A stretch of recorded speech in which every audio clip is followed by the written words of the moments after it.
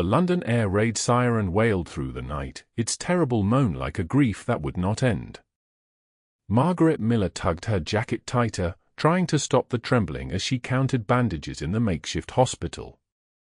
Her hands, once soft from playing piano at her father's church, had grown calloused after 2 years of nursing. The wounded soldier's moans harmonized with the distant thud of bombs. Another long night, Nurse Miller. Dr. Reynolds asked, his face haggard under the dim emergency lights. "There's nowhere else to be, sir," Margaret replied. She'd learned that keeping busy quieted the terror. Bombs didn't discriminate between military and civilian, between the guilty and the innocent. Better to focus on what could be saved than what might be lost. A new batch of wounded arrived, and among them was a face that didn't belong, an American officer with a shrapnel wound to his shoulder. His uniform marked him as a captain, though his insignia was unfamiliar to her. Americans were still rare in London in early 1943. Captain Edward Harrington, U.S. Army, he managed through gritted teeth as she approached his cot. "Just my luck to get hit during my first night in England." "You've come a long way to bleed on our sheets, Captain," she said, the dry humor a shield she'd developed against the daily horrors. "Let me see what you've done to yourself." As she cleaned his wound, Margaret remained professionally detached. Love was a luxury of peacetime, not something to be entertained when tomorrow might bring only rubble and silence. She had watched too many women receive telegrams, seen too many young men return changed or not return at all. Better to keep one's heart locked away until the world made sense again. "You have gentle hands," he murmured, his blue eyes watching her work. "I have efficient hands," she corrected, not meeting his gaze. "You'll need stitches." He winced as she began to suture, but didn't look away from her face. "Do you always work during air raids? Would you prefer I run screaming into the street, Captain?" She tied off a stitch with perhaps more force than necessary. "I'd prefer you call me Edward," he said, a smile playing at the corners of his mouth despite his pain. "Or Eddie, even." Margaret finally looked at him properly. He had an open face, honest in a way she'd almost forgotten existed. Something in her chest tightened uncomfortably, and she dismissed it as fatigue. "You should rest, Captain Harrington. The medication will make you drowsy." As she turned to leave, his hand caught hers, warm despite the blood loss. "Thank you," he said simply. "I'll remember those efficient hands." Margaret pulled away quickly, but the sensation of his touch lingered long after the all-clear siren sounded at dawn. 3 weeks later, Margaret was collecting ration coupons at the grocer's when someone called her name. She turned to find Captain Harrington, his arm in a sling but otherwise recovered, standing by the vegetable display with a paper bag in his good hand. "Nurse Miller," he said, his smile brightening the dreary shop. "I've been hoping I'd run into you again." "Captain," she nodded, suddenly conscious of her worn coat and the dark circles under her eyes. "Your shoulder looks to be healing well." "Thanks to you," he said, stepping closer. "I brought you something." "A thank you." From his bag, he produced a small tin of real coffee, a luxury so rare it might as well have been gold dust. Margaret stared at it, then at him. "I can't accept that," she said, though her mouth watered at the thought of proper coffee after years of weak tea and acorn substitutes. "Please," he insisted. "It's from our rations, not black market." I thought, well, nurses need to stay awake too.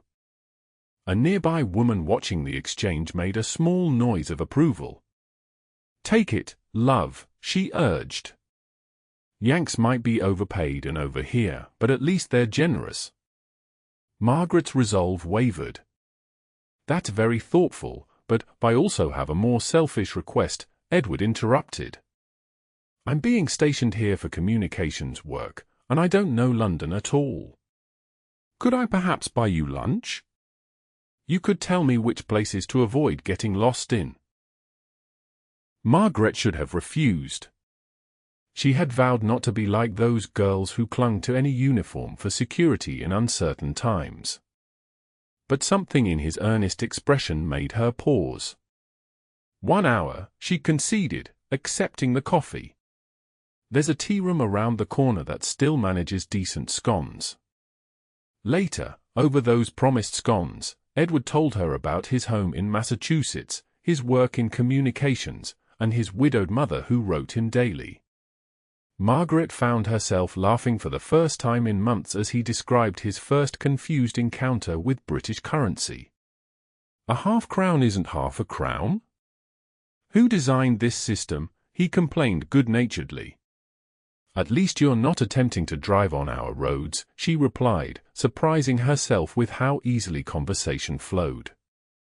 When air raid sirens cut their lunch short, Edward walked her to the nearest shelter. In the dim underground space, packed with Londoners singing to keep spirits up, he asked if he might see her again. Against her better judgment, Margaret said yes. Their courtship unfolded against a backdrop of war, walks through bomb-damaged parks, cinema outings interrupted by air raids, sharing precious chocolate from his care packages.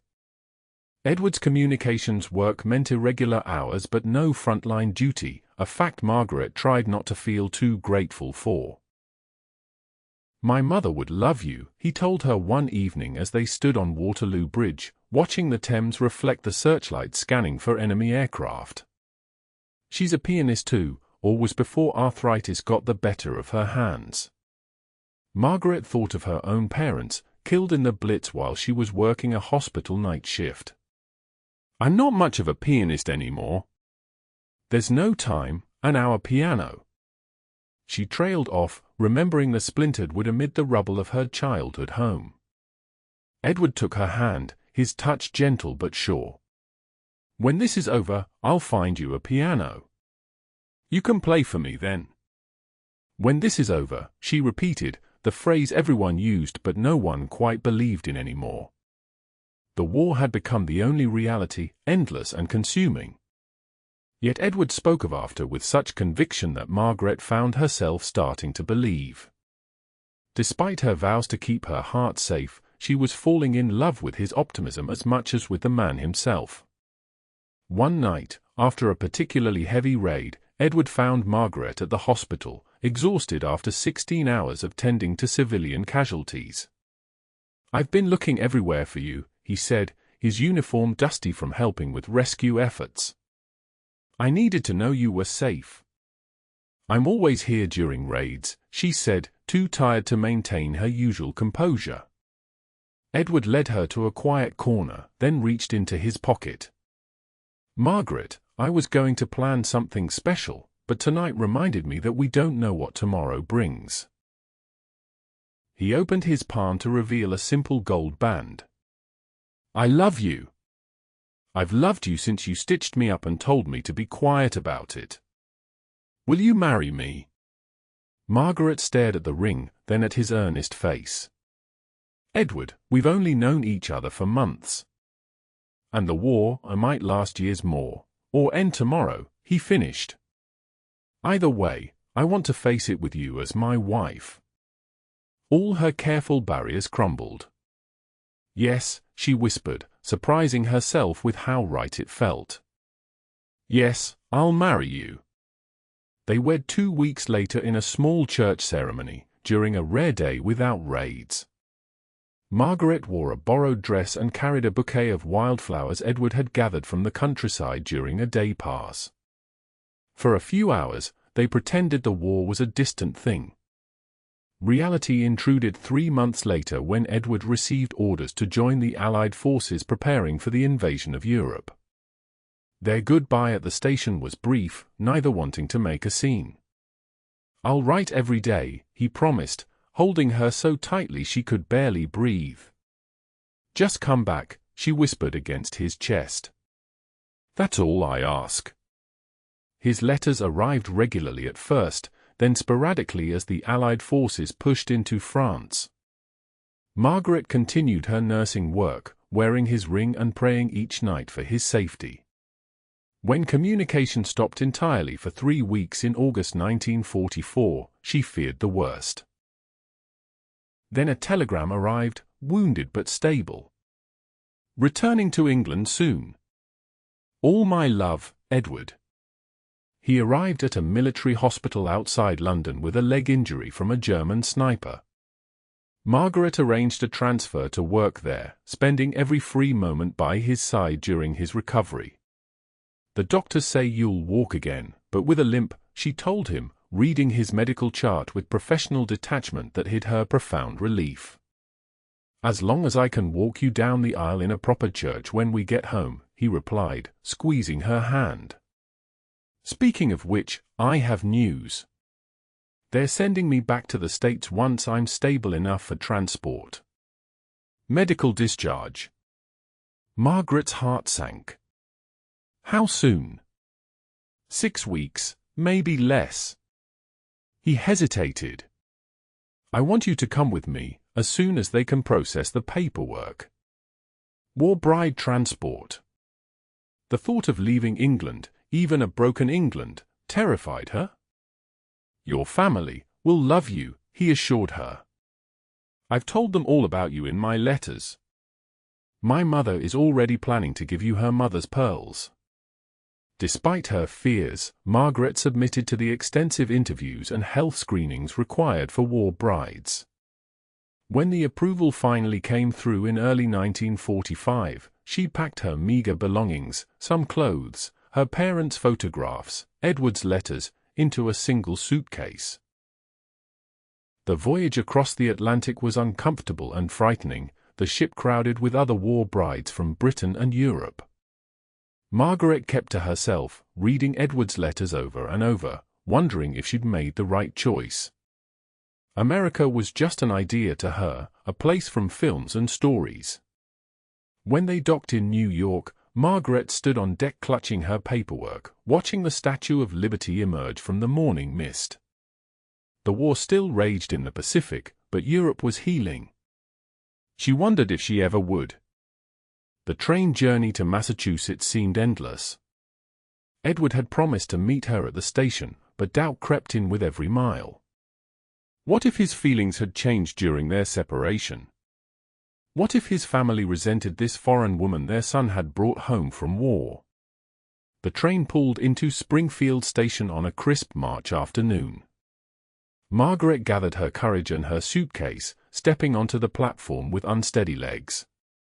For a moment, she saw no familiar face in the crowd, and panic tightened her throat.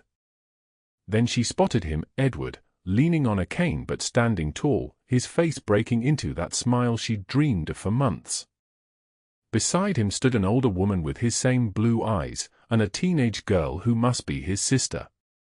They held a hand-painted sign, "Welcome home, Margaret." She moved toward them slowly, suddenly shy. Edward stepped forward, wrapping her in an embrace that felt like coming home. "I missed you so much," he whispered against her hair. When they broke apart, his mother stepped forward. She was a small woman with silver-streaked hair and Edward's direct gaze. "Margaret," she said warmly, taking her hands. "We've been counting the days. Welcome to the family, my dear."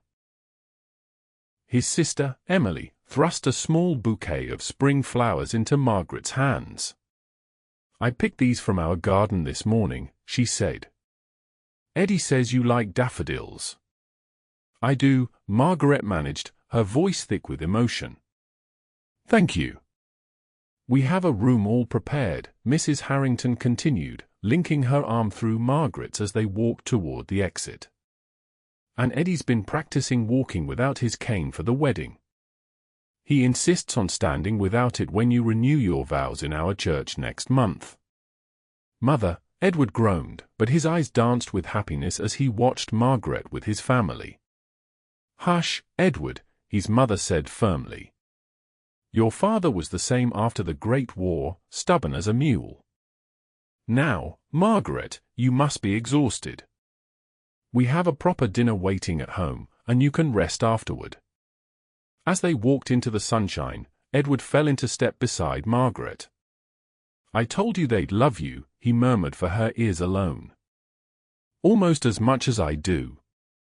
For the first time since the bombs began falling on London, Margaret felt the tight knot of fear in her chest begin to unravel.